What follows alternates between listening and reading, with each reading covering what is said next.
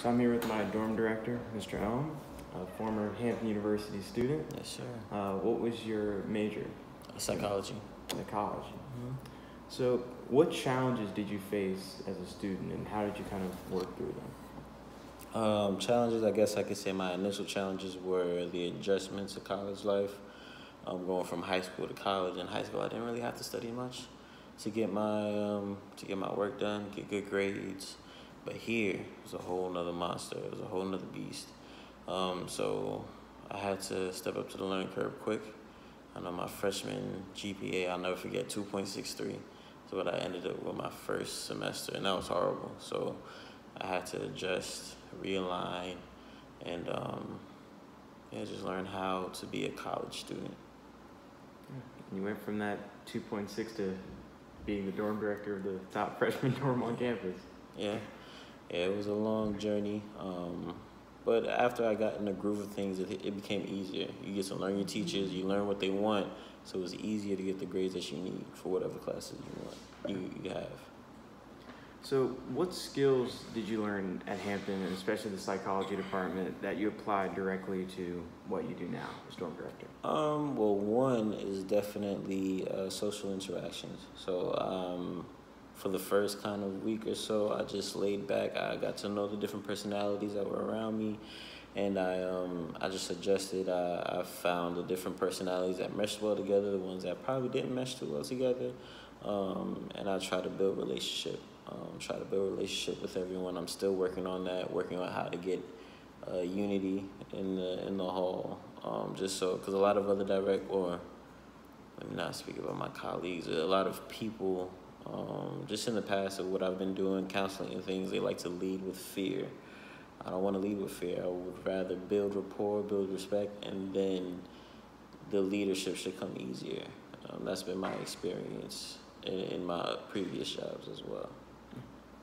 So what would you say is the most rewarding part about giving back to Hampton in your current service? Actually, in a weird way, it's kind of Hampton giving back to me. It's like hitting a reset button. You know, you kind of get a do-over, because after I left Hampton, it was hard finding a job. It was hard getting my professional identity, getting established, finding out what I like to do, and then getting in that groove, and then coming back to Hampton. It's kind of like, okay, we need to refresh, we need to restart, just so I can get I have a new direction, a new goal in life, and I feel like this was a necessary part of reestablishing myself, reestablishing my identity. The identity that I first developed here at Hampton, I kind of lost it when I went to grad school, when I went to PWI, when I got into these different positions. Kind of lost that identity that I've developed, and I'm kind of getting it back now that I'm being back here. Right. So, question about orchards. Which floor is better behaved, first floor or second floor? Well, I can definitely tell you which one is the quietest. It's definitely the first floor. But no, I mean, it's a great group of guys here, you know, especially, like I said, I counseled before, and I was counseling in Portsmouth and Newport News and Norfolk. And those set of kids are a lot more rough around the edges. So when I got here and everyone's being polite, everyone's offering to help each other, or you see someone struggling with a box, oh, let me help you, let me open that door for you. That's different for me, you know? So it's refreshing. It's really refreshing to see you guys here, and to just to be part of the culture that we try to want to create here. You know, being a new dorm or new residence hall, excuse me. Every other hall has an identity. We're the new kids on the block, so we're establishing our own. And I kind of like that. So I got two more questions. We just came off of homecoming. Yes. What are some of your, I guess, more cherished homecoming memories? One, I used to be in the marching band, so it was great seeing a lot of my old bandmates.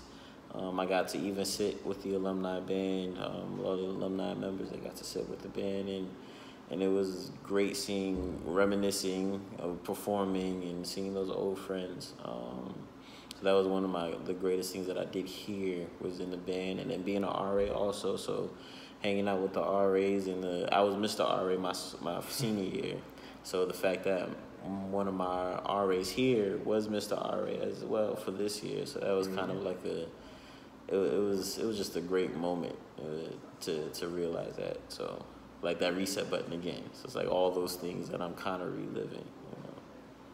So I kind of think I already know the answer to this question, but if you could go back to being an 18-year-old, would you choose Hampton University again? Absolutely, hands down. You know, it's at first it being an HBCU. Second, all the history that's attached to this university. The Emancipation Oak, the Black History Museum, the African American History Museum. And then just the buildings that were made and the way the campus is, it's just a lot of history. And then the way that they function too. Because when I went to the PWI to get my master's, and it's a different feeling. It's not like a family feeling that you get at Hampton. Right. I can go to the psychology department today or tomorrow, and people would still remember me. They would still know what I was up to, what I was doing. If I went back to my grad school, no, that's not the culture that they have there. So it's a whole different feeling. I wouldn't trade that for the world. Well, that's all I have for you. Thank you for taking your time, Mr. Elm. All right, no I problem. will see you for curfew checks tomorrow. Yes, sir. Thank you.